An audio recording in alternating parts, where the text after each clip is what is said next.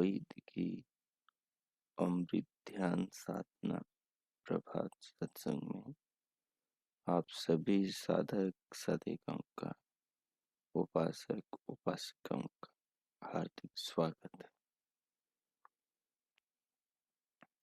आइए पूर्व की भांति आज के ब्रह्म मुहूर्त में भी हम उन महान प्रभु सच्चिदानंद परमेश्वर के, सर्वशक्तिमान भगवान के, सर्वोच्च जगदाधिकार जगदीश्वर प्रभु के अनंत गुणों को, उनकी कृपाओं को अपने जीवन में अनुभव करते हुए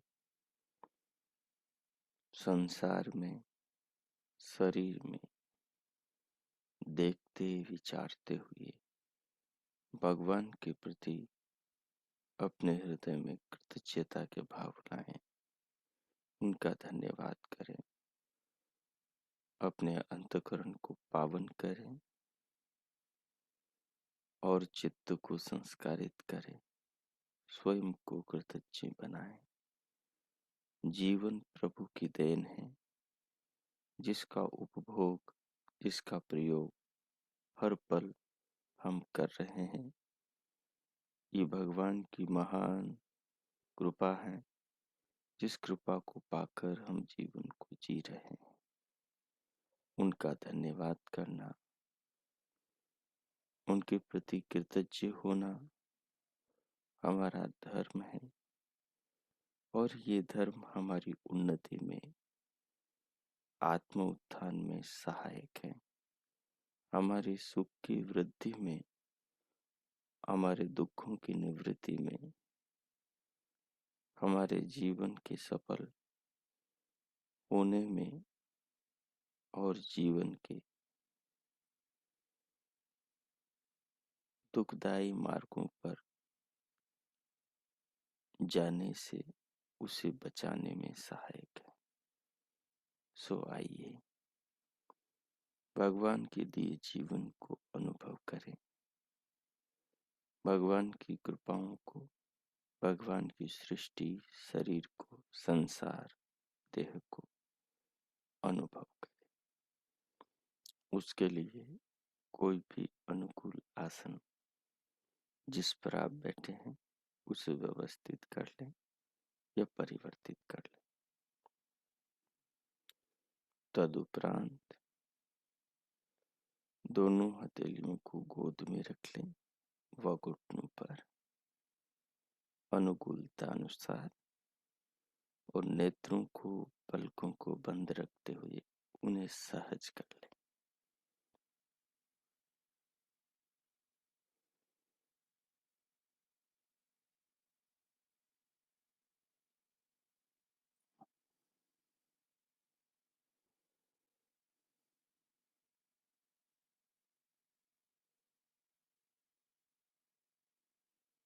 तदुपरांत सिर से पांव तक, पांव से सिर तक पूरे शरीर को अनुभव करें।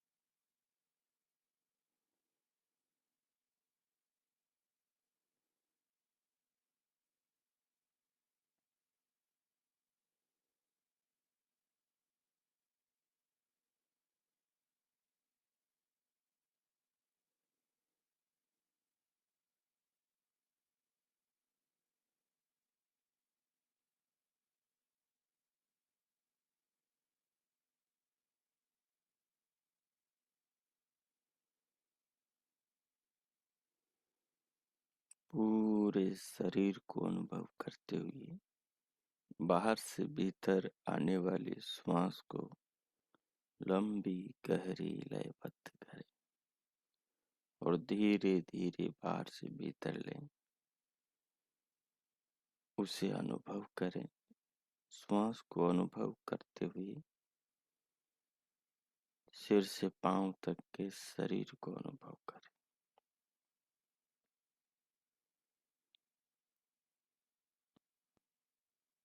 अनुभूति के काल में विचार न करें, केवल अनुभव करें। केवल अनुभव से जैसे आप जुड़ेंगे, आपकी मनोस्थिति बदल जाएगी। देह में सत्व गुण बढ़ जाएगा। सत्व गुण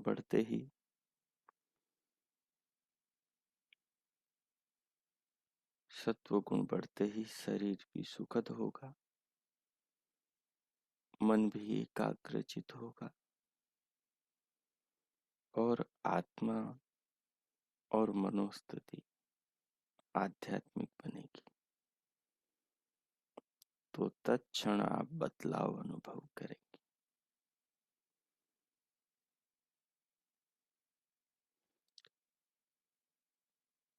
तो विचार न करके प्रयोग करें। धीरे धीरे बाहर से श्वास को भीतर लें, उसे अनुभव करें।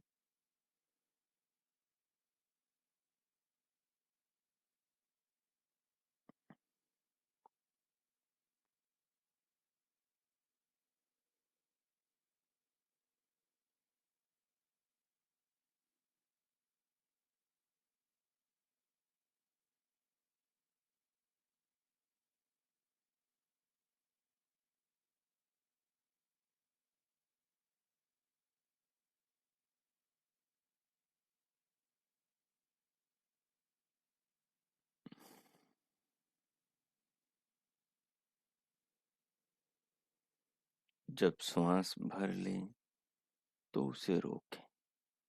श्वास को रोककर दिव्य नाद को सुने। दिव्य प्रकाश को भ्रिकुटी में अंतर चक्षुओं से देखें और फिर मानस में प्रभु नाम का जप करें। भगवान का नाम ओम है। ओम का अर्थ सर्वरक्षक है। ओम का मानस जपते हुए नाम के अर्थ अर्थात प्रभु सर्वरक्षक है, सब प्रकार से हमारे जीवन की रक्षा करने वाले हैं।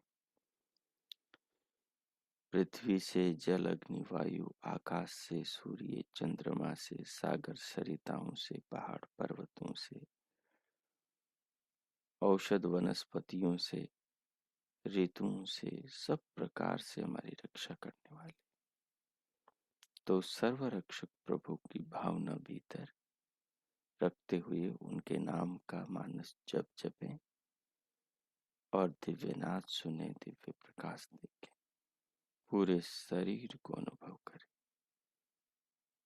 इस प्रयोग के द्वारा अपने भीतर उत्तम भावनाएं और उनसे अपने हृदय को पावन करें, चित्त को संस्कारित करें।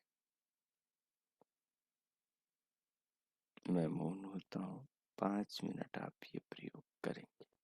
ओम कीजिए।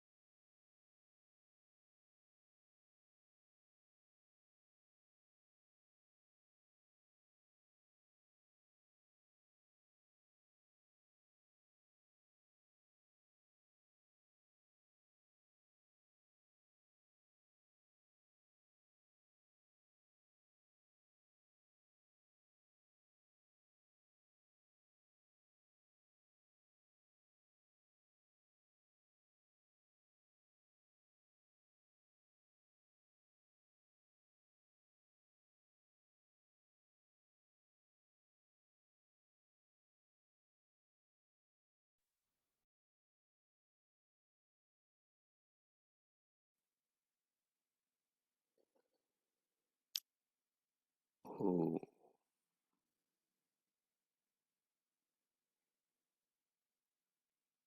ओ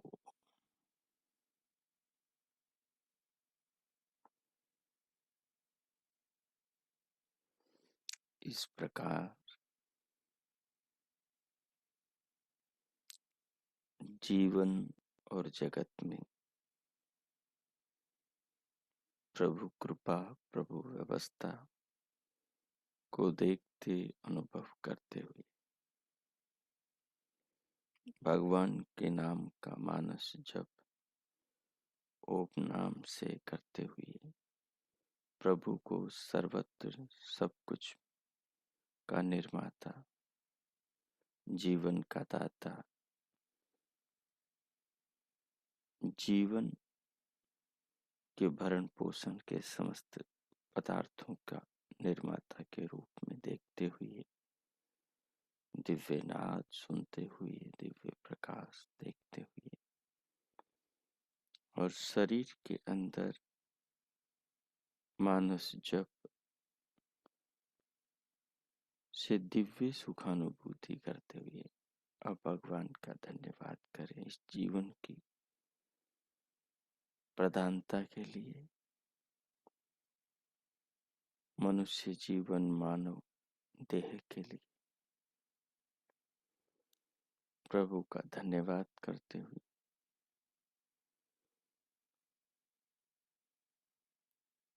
भगवान के दिए जीवन को अनुभव करते हुए उनके प्रति स्वयं को कृतज्ञ महसूस करते हुए फिर धीरे धीरे भीतर से बाहर शरीर की ओर और शरीर से फिर बाहर आए। उसके लिए भगवान का धन्यवाद करते हुए दोनों हथेलियों का परस्पर घर्षण करें, पूरे मुखमंडल का स्पर्श करें, फिर उंगलियों के मध्य से पलकें खोलते हुए भीतर से बाहर स्क्रीन पर आ जाएं। ओ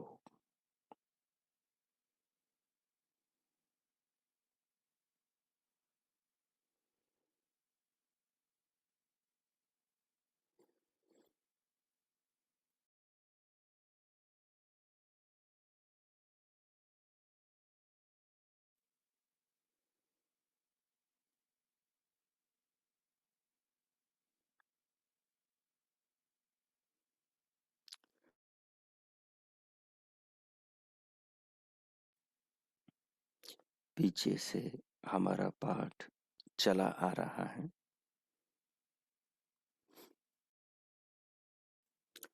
और श्वेताश्वतर उपनिषद में हम प्रथम अध्याय के 5वें श्लोक में जीवन को एक नदी की उपमा से, एक नदी के प्रतीक से समझने का प्रयास कर रहे हैं कि मनुष्य जीवन क्या है, शरीर क्या है, शरीर के भीतर जो हो रहा है वो सब कुछ क्या है। तो एक दो बार श्लोक का उच्चारण करेंगे, फिर आगे के पाठ को देखेंगे। विगत दिवसों में हमने पांच स्रोतों को समझा कि शरीर में 5 स्रोत क्या है। अंबु, उन स्रोतों से बहने वाला जो विषय है, विषय जल है, उसको जाना। पंच योनिय उग्र वक्राम, 5 जो योनि कहते हैं उद्गम स्थान को, जहां से विषयों की उत्पत्ति होती है, वो 5 हैं। और उन विषयों के जो रास्ते हैं वो बड़े ही उग्र हैं और वक्र हैं। उग्र का मतलब प्रबल है, प्रभावित करने वाले हैं, ग्रसित करने वाले हैं, आकर्षित करने वाले हैं। और वक्र का मतलब टेढ़े मेढ़े रास्तों वाले भी है। जो विषय है, सीधे सीधे चलने का मतलब होता है धर्म पूर्वक चलना।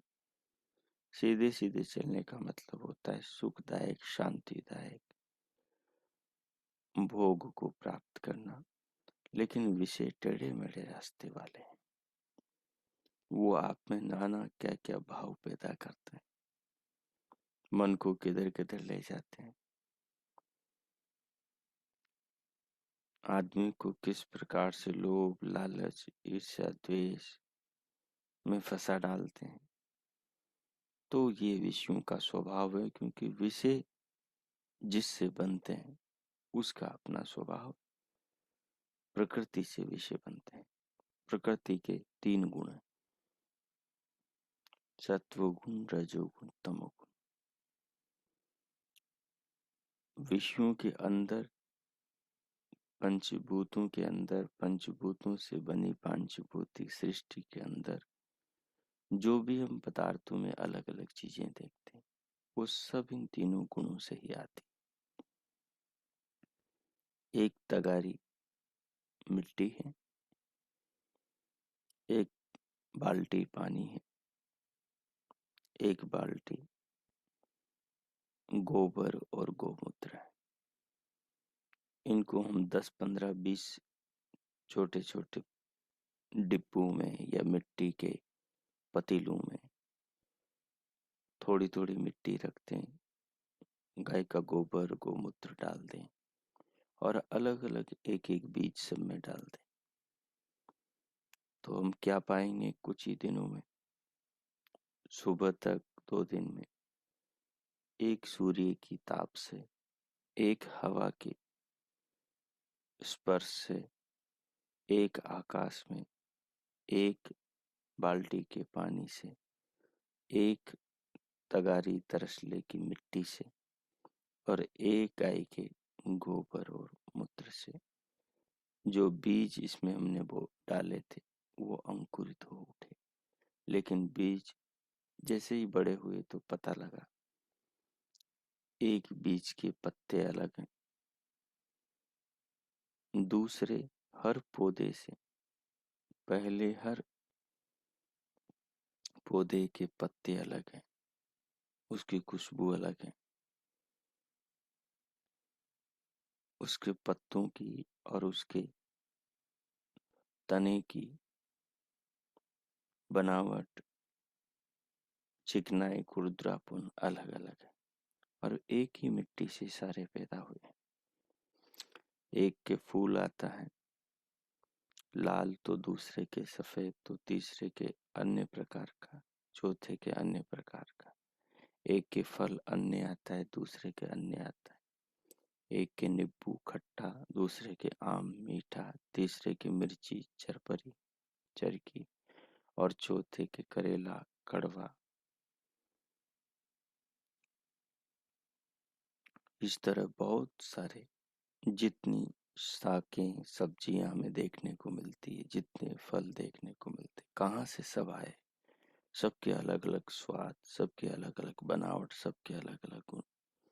एक ही मिट्टी से, एक ही सूर्य से, एक ही जलवायु, एक ही पानी से, एक ही खाद से, लेकिन सब अलग अलग है, सब में रस अलग अलग।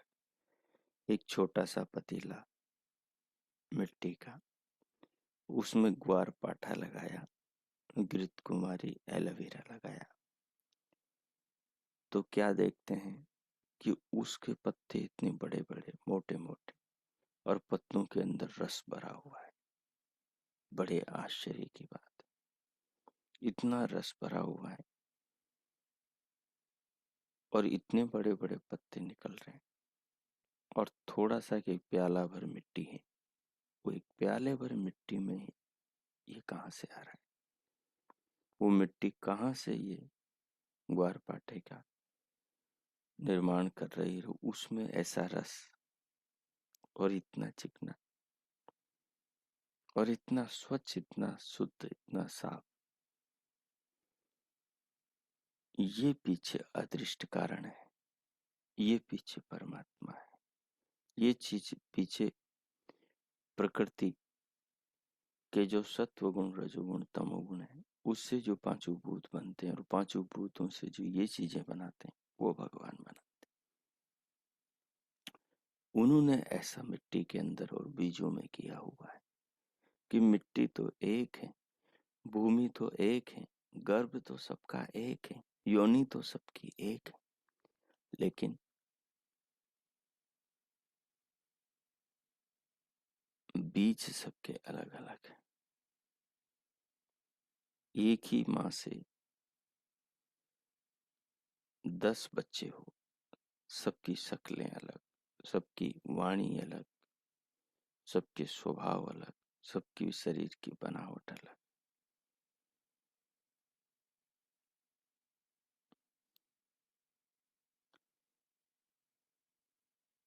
इसी को वक्रता कहते हैं। इसी यही भिन्नता है विषयों की।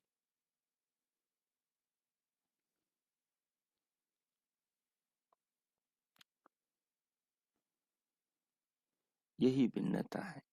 ये एक अच्छे अर्थ में है और इसको एक गलत अर्थ में भी ले सकते हैं हम।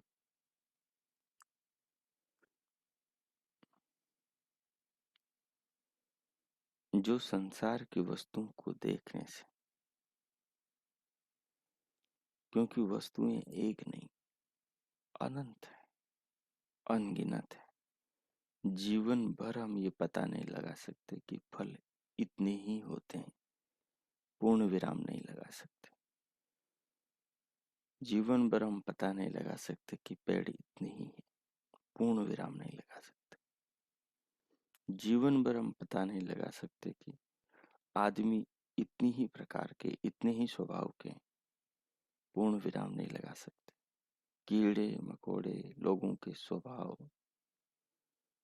राग के अलग अलग प्रकार, द्वेष के अलग अलग प्रकार, मोह के अलग अलग प्रकार, लोभ के अलग अलग प्रकार, छल कपट के अलग अलग प्रकार, इतनी वक्रताओं से, इतने टेढ़े मेढ़ेपन से, इतनी भिन्नताओं से ये जगत भरा हुआ है। और ये आदमी की आत्मा को छल रहा है और आदमी की आत्मा इसके छल में आ रही। ये सारे विषय ये भाग दौड़, ये हर किसी से आगे निकलने की चाह और सबसे बढ़िया देखने की इच्छा, ये सब आदमियों को छली जा रही है। ये विषयों का जो वक्र जाल, ये विषयों का जो आकर्षण, ये विषयों का जो लुभावनापन है, इसी में सब फंसे जा रहे हैं। तो ये विषयों की भिन्नता है। इनसे गुजरते हुए आदमी चला जाता है। इनका उद्गम स्थान, इनकी योनि पंचभूत है। पंचभूतों से बनी ये मिट्टी है जिससे ये सारे विषय उत्पन्न होते हैं। खाद्य पेय पदार्थ और पांचों विषय जिनमें वायु है, जल है, अग्नि है, आकाश है, पृथ्वी है, ये सब पंच प्राणों में, 5 प्राण, प्राण अपान समान व्यान उदान, और 5 बुद्धियां, यानी इन पदार्थों का ज्ञान।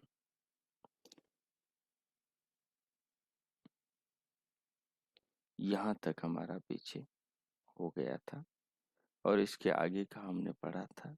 उसको पढ़ते हुए आज इस श्लोक का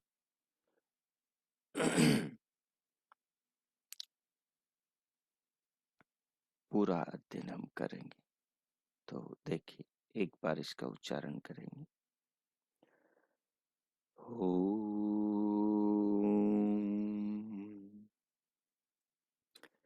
पंचस्त्रोतो अम्बुं पंचयोन्युग्रवक्राम्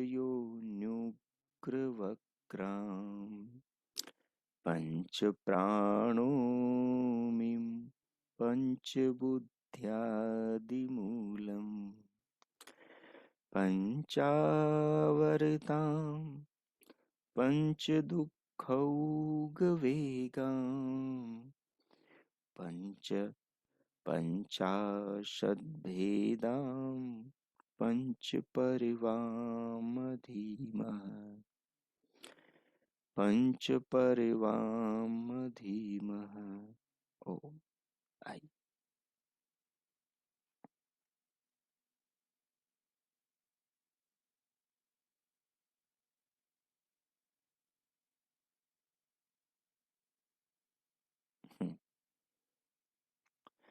पांच विषय अर्थात रूप रस स्पर्श शब्द और गंध ही इस शरीर रूपी नदी में भंवरों आवर्तों के समान है। जब कोई शरीर ही इन आवर्तों में फंस जाता है तब उसका निस्तारा निकलना बहुत कठिनाई से हो पाता है। जैसे पूर के आने पर नदी का प्रवाह बढ़ जाता है, पीछे से पानी के आने से नदी का प्रवाह बढ़ जाता है, विस्तार बहुत अधिक बढ़ जाता है। वैसे ही इस शरीर रूपी नदी में भी गर्भ स्थिति जन्म बुढ़ापा व्याधि और मनुष्य रूपी पूर आया करते हैं। अर्थात जन्म मरण आया करते हैं और शरीर में बदलाव आया करते हैं। और आदमी जैसे जैसे विश्व में पसता जाता है वो अंदर से इतना व्यस्त इतना तंग स्वयं को महसूस करता है कि उसका मस्तिष्क उसका मन हमेशा बहुत ज्यादा तनाव में रहा करता है। ये भी एक प्रकार का पूर है। पूर का मतलब पीछे से कुछ नया आ गया है जिसके कारण जीवन में बदलाव आ गया है, स्थिति में बदलाव आ गया। बदलाव का मतलब शांति चली गई, अशांति आ गई। तब इसका प्रवाह भी नई नई भूमियों में फैलने वाला दौड़ने लगता है, नई नई चीजों में, नए नए विषयों में, नई नई संभावनाओं में, नए नए आयामों में ढलने लगता है। आदमी अपने आप को इस प्रकार से संसार की अलग अलग विषयों में चिंताओं में चीजों में फंसाता जाता है कि वो उनके अंदर जब तक फंसा रहता है तब तक उसको दुनिया का पता ही नहीं, अपना भी पता नहीं चलता। जैसा कि कहा भी है, हम कहते हैं कि व्यस्त मस्त, जो आदमी जितना व्यस्त है वो आदमी उतना प्रसन्न है। किस में मस्त है? काम में, गोरख धंधा में, संसार की चीजों में। जो सुबह उठता है तैयार होकर दिन भर काम करके घर आता है, शाम को सो जाता है और फिर सुबह उठता और फिर काम पे जाता, हर दिन यही इसी चक्र में जो जीवन को जी रहा है, हम कहते हैं कि ये उत्तम है। और इसी चीज में सांसारिक अभिलाषाओं और शरीर जो मिला है 100 वर्ष जिसकी औसतन आयु है, उस चक्र को चलाते हुए जो हम बिजी हैं, व्यस्त हैं, ठीक है, इसी को हम आदर्श समझते हैं। जबकि ये आदर्श नहीं है, ये तो विष्णु का जाल है जिसमें हम बुरी तरह फंसे हुए हैं।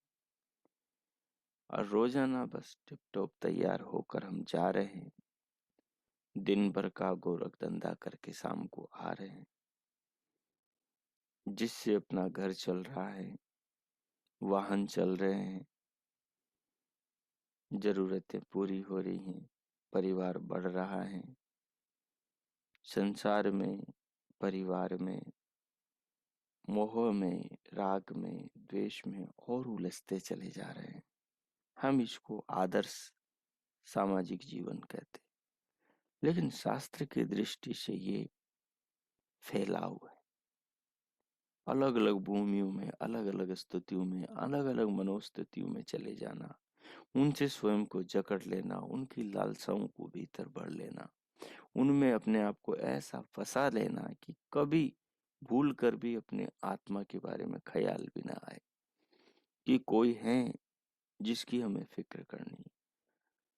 हाँ, वो जिसमें रहता है उस शरीर की फिक्र करें, उसको खूब खिलाएंगे, उसको पहनाएंगे, उसको सजाएंगे, उसको संवारेंगे, उसकी सुविधाओं की सारी तैयारियां, पूरी व्यवस्थाएं करेंगे, उसके लिए रात दिन एक कर देंगे।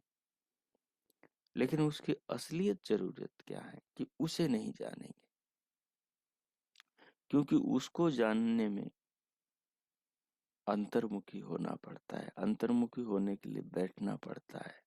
अंतर्मुखी होने के लिए, बैठने के लिए, अंतर्मुखी होकर करेंगे क्या, उसके लिए शास्त्र पढ़ने पड़ते हैं। शास्त्र पढ़ते हैं तो शास्त्र संसार में जो जीवन है, जो विष्णु की ओर दौड़ रहा है, उसका विरोध करता है। वो कहता है उसमें जितने फंसोगे उतने ही मूल से दूर चले जाओगे। उसमें जितने फंसोगे, जितने उलझोगे, उतने ही आत्मा से कट जाओगे। ठीक है, उतनी ही आत्महानि की ओर जाओगे।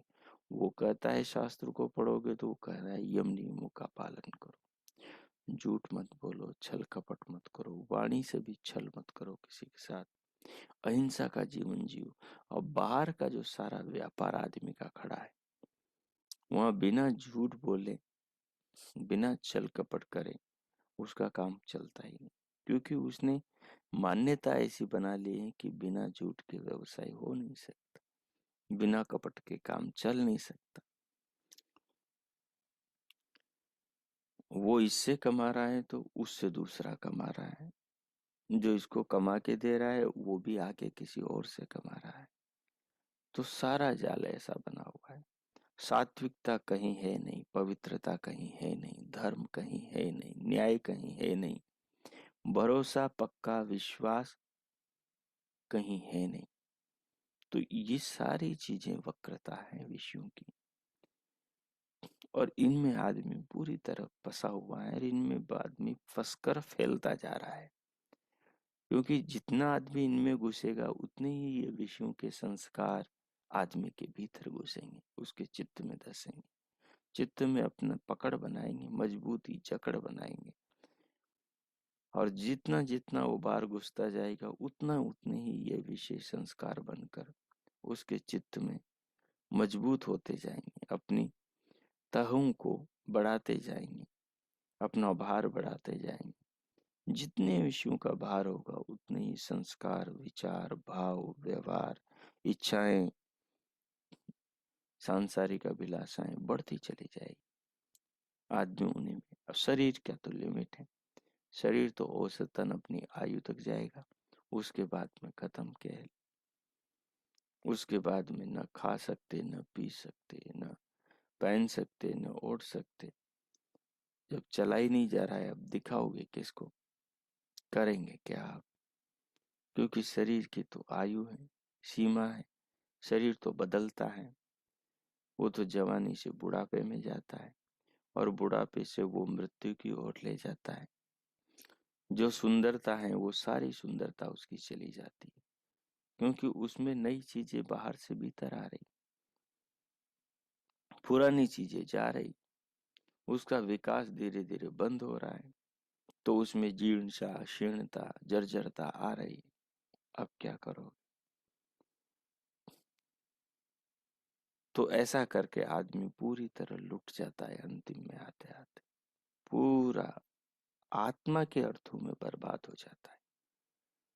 शरीर के लिए जो भी उसके पास में इकट्ठा हुआ, जो भी उसने चारों ओर बाढ़ पर सुरक्षा के घेरे खड़े किए, धन, वैभव, सब कुछ से, तो अब ये कुछ भी उसके काम में नहीं आते।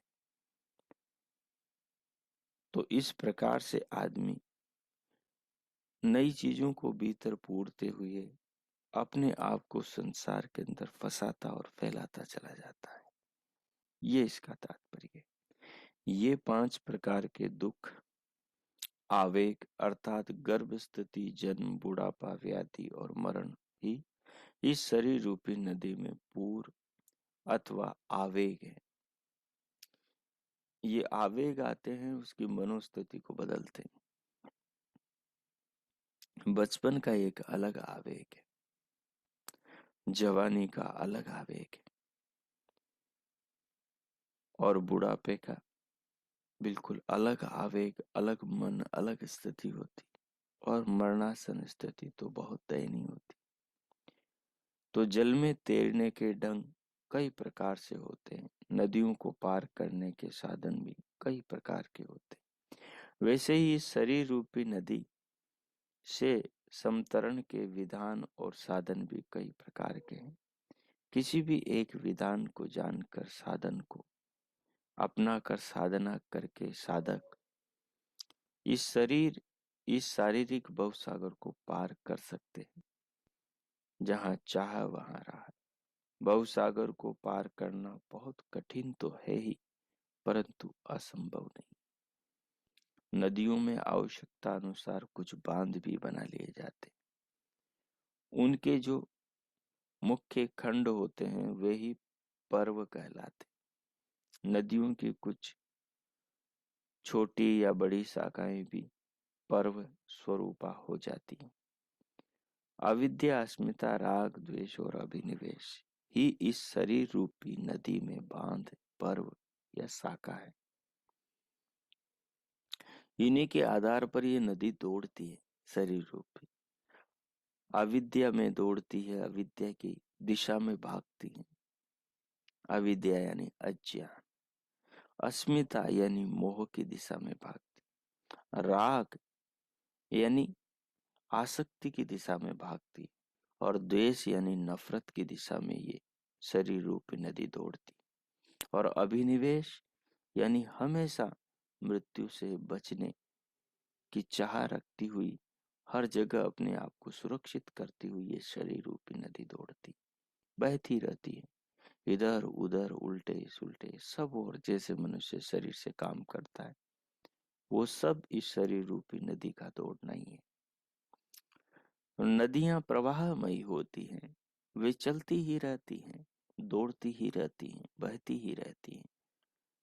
कौन? शरीर रूपी नदी विषयों में दौड़ती हैं, भोजन के पीछे दौड़ती हैं, कपड़ों के पीछे दौड़ती हैं, मकानों के पीछे दौड़ती हैं, साधनों के कार मोटर के पीछे दौड़ती हैं, दूसरे शरीरों के पीछे दौड़ती हैं, लोगों के पीछे दौड़ती हैं।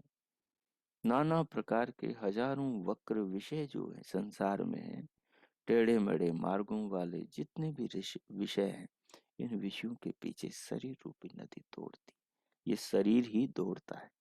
देखो, किसी बाजार में चले जाओ, बाजार में जाकर बाजार में किसी की छत पे चढ़ जाओ, और छत पे चढ़ जाओ, फिर बाजार में नीचे जो रेंगने वाले, इधर उधर भाग दौड़ करने वाले, कोई कोई बोरा उठाकर भाग रहा है, कोई थैला उठाकर भाग रहा है, कोई कार में भाग रहा है, कोई बस में भाग रहा है, कोई ट्रेन में दौड़ लगा रहा है, कोई किस में, कोई पैदल ही, कोई साइकिल पर। देखो दुनिया को, देखो कितनी भीड़ है बाजार में, किस प्रकार से लोग एक के पीछे एक टसाटस दौड़ रहे हैं।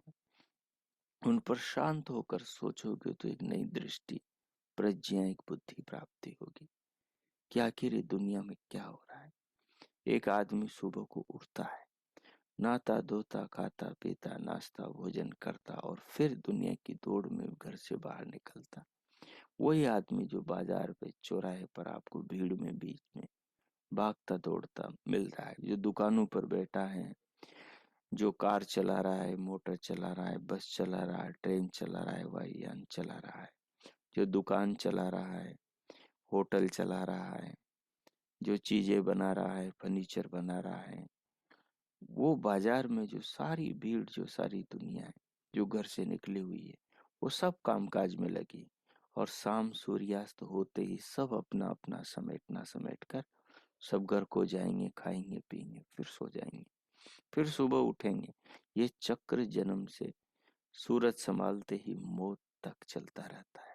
जब तक आदमी बरबस पराधीन नहीं हो जाता, शरीर निकम्मा नहीं हो जाता, तब तक आदमी इस भीड़ में, इस वक्रता में इस प्रकार से उलझा रहता है कि वो छत के ऊपर चढ़कर इस दुनिया को देखने से आपको कुछ अलग जो भीतर महसूस होगा बुद्धि में, वो आपको हिलाने वाला होगा। तो ये संसार में चित्र विचित्र स्थिति है। ये विचित्र गतियों और अगतियों के द्वारा यह भी निरंतर आगे ही आगे बढ़ती है। ये जीवन की रेल, ये जीवन की गाड़ी, ये जीवन की नदी।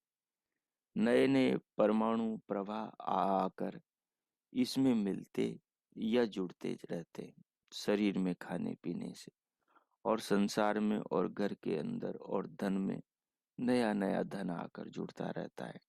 नए साधन आ जाते हैं, नए कपड़े आ जाते हैं, नए मकान में चीजें आ जाती है और जुड़ती रहती है हमसे। जो जो चीजें जुड़ती है हमारा मोह बढ़ता रहता है। जो जो सामग्री ज्यादा बढ़ती है फिर तनाव बढ़ता रहता है। उनके प्रति जिम्मेदारी, उनके रख रखाव की चिंता, उनकी सुरक्षा की चिंता, ठीक है, उनमें मोह पैदा होता जा रहा है। तो निरंतर आदमी इस वक्रता में फंसता चला जाता है। इसी प्रकार असंख्य परमाणु प्रवाह इससे छिटकते व विकल भी होते रहते हैं। आज पड़ोसी मर गया, आज चाचा, आज ताऊ, आज मौसा, आज नाना, आज दादा दादी चले गए, कल बेटा चला गया, आज बहू, आज पत्नी, आज पति चला गया। कोई जुड़ रहा है, कोई अलग हो रहा है। शरीर की उंगली खराब हो गई, आंख खराब हो गई, बाल पीले काले से सफेद पड़ गए हैं। सब कुछ बदलता चला जा रहा है। दिनों दिन आदमी क्या से क्या होता चला जा रहा है। शरीर में खाने पीने से नए परमाणु जा रहे हैं तो पुराने परमाणु कोशिकाएं बनकर झटक रहे हैं। अब नई हड्डियों में विकास बंद हो गया है, चमड़ी का विकास बंद हो गया है, दांत सब निकलते जा रहे हैं, मुंह पिचक गया है, आंखें डबरा गई हैं, कान कब सुनने लगे हैं, शरीर की शक्तियां क्षीण होने लग गई, आदमी दीनहीन होने लगा है, बरबस पराधीन होने लगा है। अब सब अपने साधनों का भोग नहीं सकता, अब दौड़ नहीं सकता, अब पांव पर खड़ा नहीं हो सकता, अब आंखों से बिना चश्मा के देख नहीं सकता, और एक दिन आंखें इतनी खराब हो गई कि अब चश्मा भी काम नहीं देता। तो ये जीवन में बदलाव है। तो अंततोगत्वा यह पार्थिव शरीर अपने कारण में लीन हो ही जाता है, अपनी अंतिम मंजिल शमशान में भस्मांतम हो ही जाता है अपने रूप को प्राप्त। वैसे ही जैसे कि नदियां जाकर सागर में समा जाती, वैसे ही शरीर अग्नि के द्वारा अपने अपने परमाणुओं में विलीन हो जाता है। शरीर के अंदर जो पार्थिव कण है वो अग्नि के द्वारा मिट्टी में मिट्टी हो जाते। शरीर के अंदर जो जल जल तत्व था, रक्त के रूप में, रस के रूप में, लोच के रूप में, चिकनाई के रूप में, वो सब अग्नि के द्वारा जलकर वाष्प होकर पानी में जा मिलता है उसके प्रमाण। शरीर के अंदर जो आग्नेय तत्व था, रूप था, रंग था, वो सब अग्नि को प्राप्त हो जाता है। और शरीर के अंदर जो वायु तत्व 10 प्राणों के रूप में शरीर में फैला हुआ था, वो सब शरीर के जलते ही वो अपने आप में विलीन अपने कारण में हो जाता है। शरीर के अंदर जो स्पेस था, अवकाश था, शरीर के जलने पर वो अवकाश अवकाश रूप हो जाता है।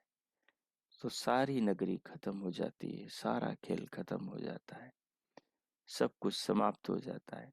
और आदमी कितनी दौड़ भाग कर रहा था, आखिर में उसके हाथ में कुछ नहीं आता है। इसलिए कहा कि इस जीवन रूपी नदी को मनुष्य जाने, इसको समझे, इसके चित्र विचित्र रूप को समझे, कार्य और कारण का यह प्रवाह, उदय और अस्त का यह चक्कर, अथवा निर्गम और विलय का यह अनुक्रम अनादि काल से इसी रूप में चलता चला आ रहा है, आगे ही आगे बढ़ता चला जा रहा है और एक दिन विनाश में समा रहा है। तो इस प्रकार से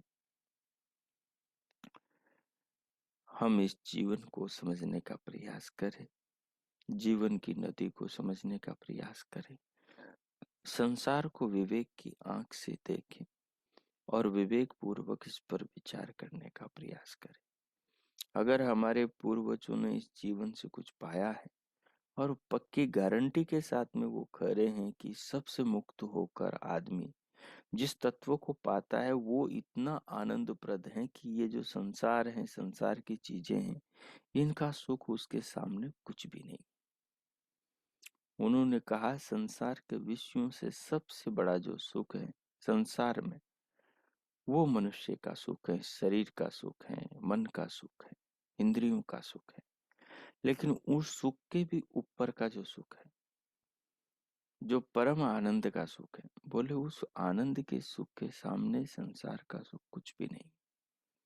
उसको पाकर इसकी कोई इच्छा नहीं रखता।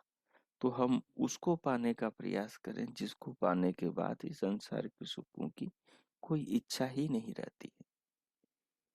तो इस प्रकार अपने आप को हम इस चिंतन के द्वारा शुद्ध करें, इस चिंतन के द्वारा स्थिर करें, इस चिंतन के द्वारा अपने आप में जो पड़ी हुई भ्रांतियां हैं, संसार के प्रति जो चाहें हैं, उनको दूर करें और जीवन की नदी को समझें और भवसागर से पार होने का विचार करें। अब 2 मिनट आप आत्मचिंतन करेंगे इस विषय का कि अपने को क्या करना चाहिए, और इस विषय से सीख लेकर आज आप दिन में क्या प्रयोग करेंगे, और फिर भगवान का धन्यवाद करें। प्रभु का धन्यवाद के साथ फिर हम शांति पाठ करेंगे। 2 मिनट आप मौन हो जाए, ओ कीजिए और जीवन के सार निसार पर विचार कीजिए।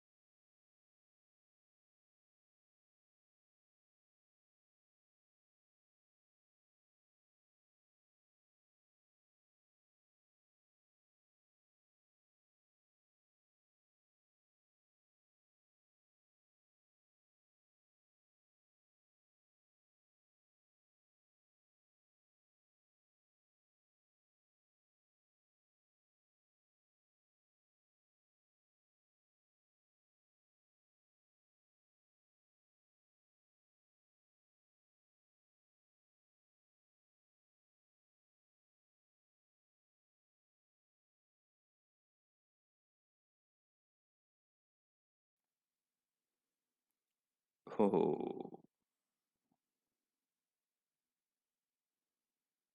इस प्रकार आत्मचिंतन करते हुए प्रभु का धन्यवाद करें, और प्रभु का धन्यवाद करते हुए हम शांति पाठ करें।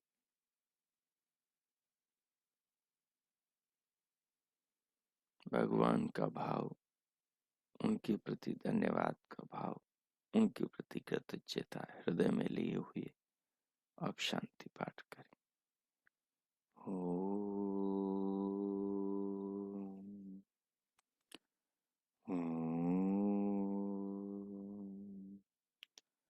ओम शांति शांति शांति।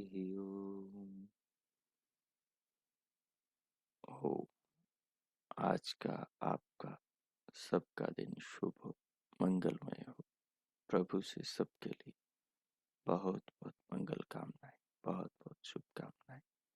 हम जीवन को समझें, इसे भवसागर से पार करने की शक्तियां अर्जित करें, इसको बिखरने से बिगड़ने से हम बचाएं। जीवन भगवान की अनमोल देन है, इसका सदुपयोग करें और इससे अपने आत्मा को परमात्मा से जोड़कर जीवन के लक्ष्य को पूर्ण करें। उसके लिए सतत प्रयास करें, अपनी योग्यता बढ़ाएं और उत्तम संस्कारों का निर्माण करें, हृदय को पावन करें, जीवन को आध्यात्मिक बनाएं। इन संस्कारों से सुपथ पर चलते हुए वेद मार्ग, वेद ज्ञान के द्वारा स्वयं को सुखी करें, अपने स्वजनों को, परिवार, समाज और राष्ट्र को लाभ पहुंचाएं। सबके लिए हम हितकर बने, अपने लिए भी और समाज के कल्याण के लिए भी। इस प्रकार हम जीवन का उत्तम निर्माण करें। सबके लिए भगवान से बहुत बहुत मंगल कामनाएं, बहुत शुभकामनाएं। हम अपने जीवन को सफल करें। ओ इति।